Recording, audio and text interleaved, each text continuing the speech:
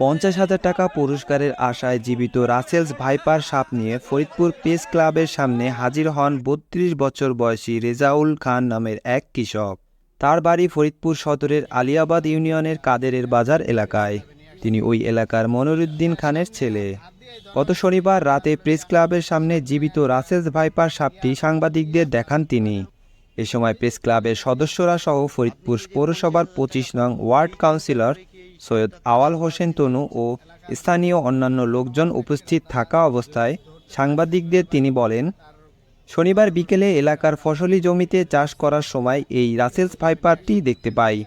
পরবর্তীতে স্থানীয় জনগণের সহায়তায় সাপটিকে অ্যালুমিনিয়ামের পাতিলে ভরে ফেলি।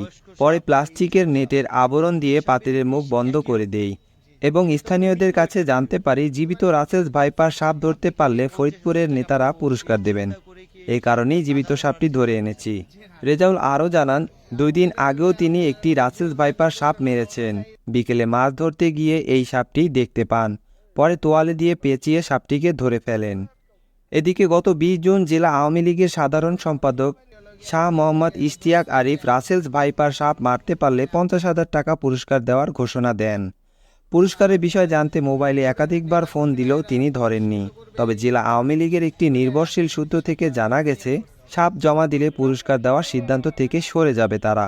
দর্শক, ভিডিওটি ভালো লাগলে একটি লাইক দিয়ে আপনার মূল্যবান মতামত কমেন্টসে জানাতে পারেন। আর চ্যানেলটি সাবস্ক্রাইব করে আমাদের পাশে থাকার অনুরোধ রইল। ধন্যবাদ।